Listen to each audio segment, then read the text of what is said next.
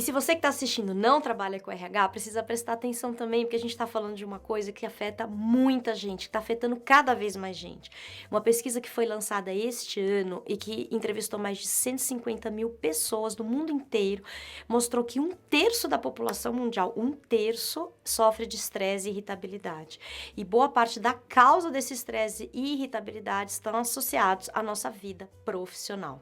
Que o trabalho sempre resulte numa pressão sobre o nosso mundo interno não é um problema em si, mas traz pra gente a notícia de que nenhum trabalho acontece sem uma certa dose de angústia ou ansiedade. Quer dizer, não existe nenhum trabalho que seja só felicidade ou realização de propósitos ou acúmulo de dinheiro. Isso é uma idealização que serve para aumentar ainda mais a pressão.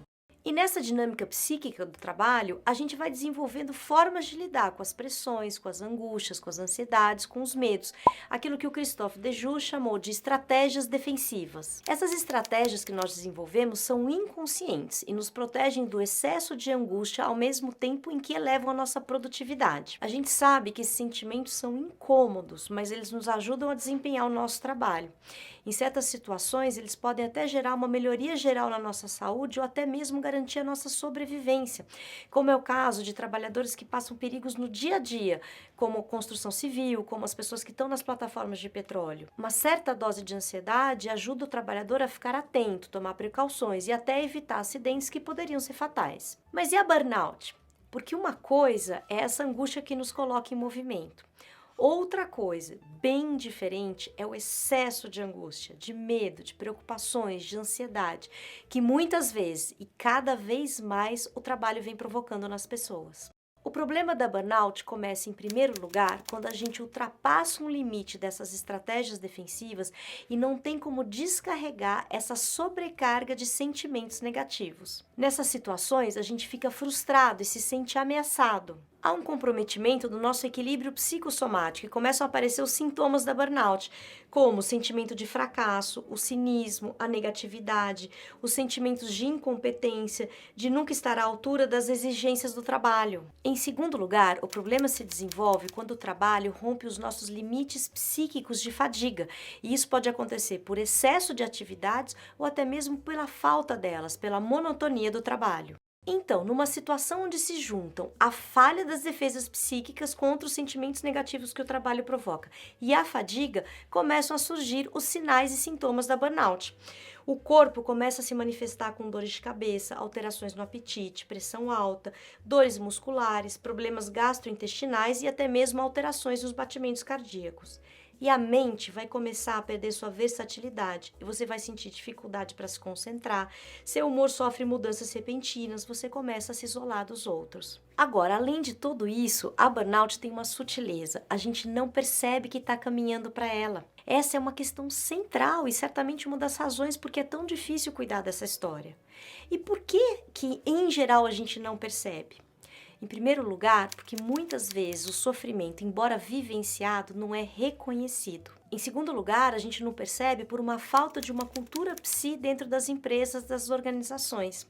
Infelizmente, hoje o sistema de detecção de problemas está voltando seus olhares para a produtividade ou para a queda dela. Então, antes de detectar o sofrimento psíquico, a gente detecta a queda da produtividade. Então, o diagnóstico ele está olhando para o sintoma e não para a causa daquele sintoma. E em terceiro lugar, a gente não percebe justamente porque as soluções, quando acontecem, estão voltadas para os sintomas e não para as causas, o que acaba aumentando o problema. Por exemplo, a produtividade cai. Em vez de cuidar da saúde mental da pessoa, ela é transferida de setor. Ou então ela recebe um diagnóstico físico e um atestado e alguns dias de licença, mas nada na vida ou na rotina de trabalho dela é mudado.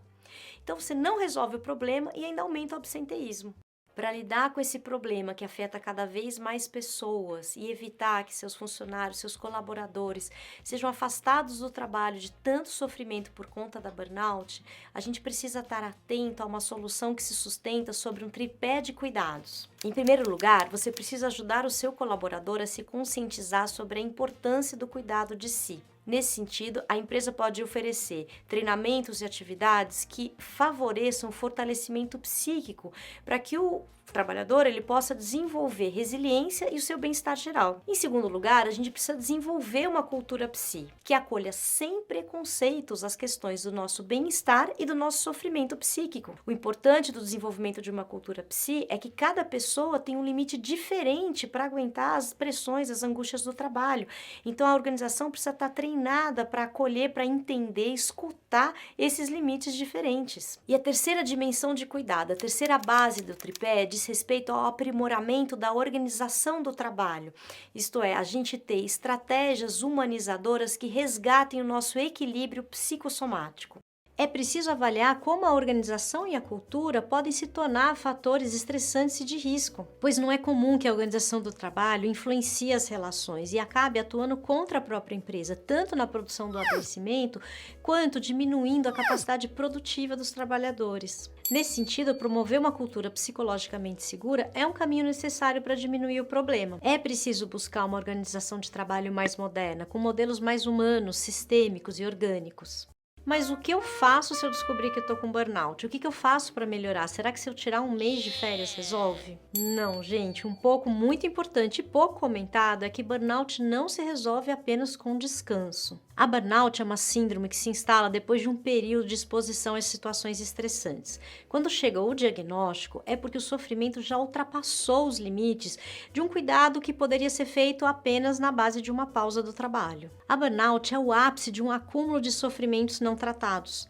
Por isso é necessário um tratamento complexo, que envolve, além de descanso, mudança de hábitos, tratamento psicoterápico e, em alguns casos, até mesmo tratamento psiquiátrico. E claro, como acabamos de falar, envolve também a empresa, que possivelmente precisará rever relações, processos, mudar a organização do trabalho e repensar sua cultura organizacional. A síndrome de burnout, ou síndrome do esgotamento profissional, é um sofrimento típico do mundo contemporâneo. E vale a pena a gente se perguntar por quê, o que acontece que faz da burnout uma doença dos dias de hoje. Que tipo de relações a gente vem praticando, sobretudo na vida profissional, que multiplicam e perpetuam o estresse, a pressão, a tensão? Será que a gente reproduz em nossas práticas conscientes ou inconscientes esse tipo de relação com o outro e com a gente mesmo? Com base em quais idealizações a gente está estabelecendo as nossas expectativas? Será que esses ideais estão sendo saudáveis? Em que tipo de sistema a gente está inserido?